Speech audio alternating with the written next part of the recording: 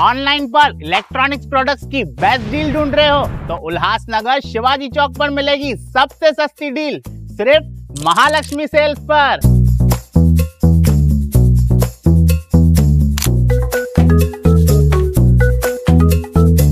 यहाँ पर अवेलेबल है प्रीमियम टीवी, वॉशिंग मशीन,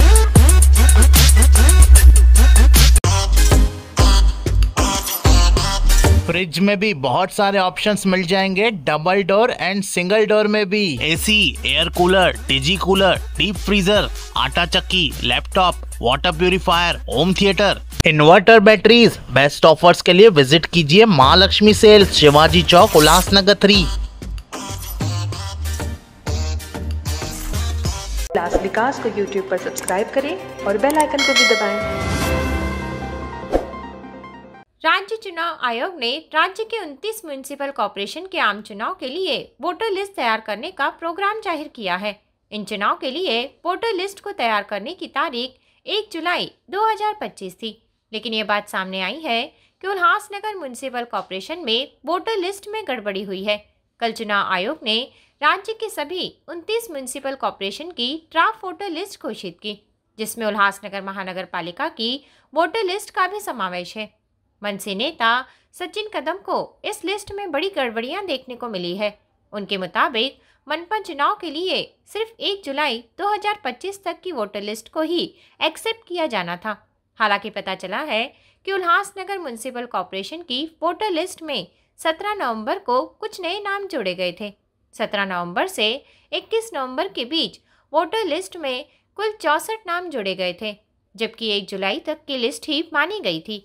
ये बात सामने आई है कि 17 नवंबर को अप्लाई करने वाले एक व्यक्ति का नाम भी वोटर लिस्ट में पहले से शामिल था। दिलचस्प बात यह है कि 17 तारीख को अप्लाई करने के बाद 18 तारीख को ही BLO अपॉइंट कर दिया गया और इसी दिन तुरंत एप्लीकेशन वेरीफाई भी कर दिया गया। वार्ड नंबर 13 में पूरी वोटर लिस्ट चेक करने के बाद भी ये साफ हो गया है कि 17 से 21 नवंबर के बीच 64 नए नाम जोड़े गए थे। इस मामले में MNS नेता सचिन कदम ने चुनाव आयोग के कामकाज पर सवाल उठाया है और सीधा पूछा है कि नए वोटर लिस्ट में कैसे शामिल किए गए। राज्य निवडणूक आयोगाने काल 29 महानगरपालिकेचे प्रारूप जे मतदार यादी आहेत त्या जाहीर केल्या। त्याच यांनी अनुषंगाने उल्लासनगर महानगरपालिकेची मतदार यादी काल जाहीर झाली।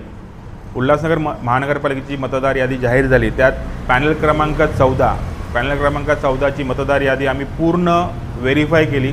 राजसाहेबांनी सांगितल्याप्रमाणे आम्ही प्रत्येक यादीवरती अभ्यास करत आहोत।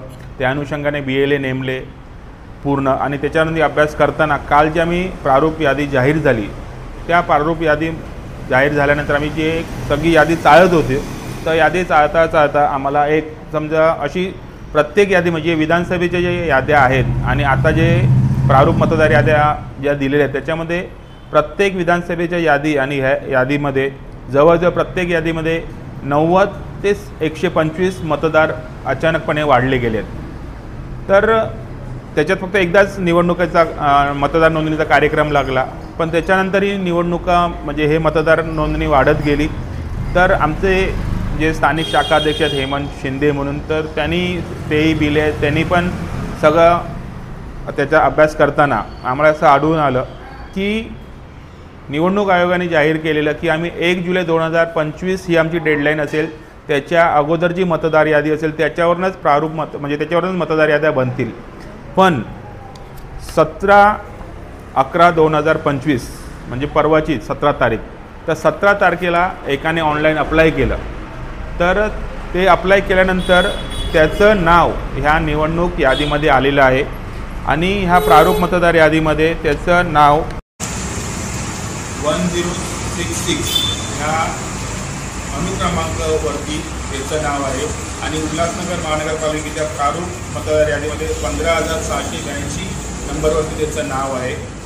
हे झालं 17 तारखेचं, पण ह्या यादीचा शेवटचा नंबर आहे 1130, म्हणजे जवळपास 17 तारखेला ज्यांनी केलं त्याच्यानंतर ही 64 नावं या यादीमध्ये वाढली गेली। राज्य निवडणूक आयोग काय सांगतो की ह्याचा ॲक्सेस आमच्याकडे नाही, इलेक्शन कमिशन ऑफ इंडियाकडे ॲक्सेस आहे। जर इलेक्शन कमिशन ऑफ इंडिया बोलते की आम्हाला पुरावा द्या, पुरावा द्या, हा सर्वात मोठा पुरावा आहे.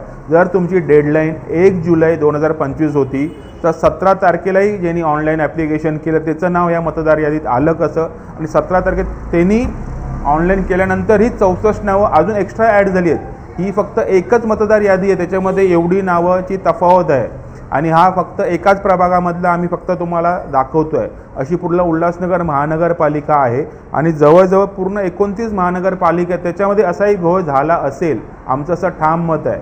तर तुमच्यामार्फत आम्ही निवडणूक आयोगाला एवढंच विनंती करतो आहे की तुम्ही हे प्रारूप आहेत अंतिम यादी जाहीर करण्यापूर्वी 1 जुलै 2025 नंतरची जी नावं यामध्ये टाकली गेली असतील ती वगळावी, तरच तुमच्यावरती सर्वांचा विश्वास अटल राहील. 1 जुलै 2025 ही जर डेडलाईन होती निवडणूक आयोगाची मतदार यादी ग्राह्य धरण्याची, तर 17 नोव्हेंबर 2025ला ज्यांनी नाव टाकलं जे आमच्या समोर आहे, तुमच्या समोर आहे, ते नाव ॲड झालंच कसं? आणि त्या प्रिंटआउटवरती खाली दिलेलं आहे की BLO अपॉइंटेड आणि BLO व्हेरीफाईड. म्हणजे 18 तारखेला BLOनी हे व्हेरीफाय केलंच कसं? म्हणजे हा किती मोठा घोळ आहे. जर तुम्ही सांगताय की बाबा 1 जुलै आमची डेडलाईन आहे आणि 17 तारखेची पण नावं तुम्ही घेताय आणि ह्या आमच्याकडे जो प्रूफ आहे त्याच्यानंतर ही पुढची 64 नावं पण याच्यात टाकली गेली आहे. मग किती मोठा घोळ आहे.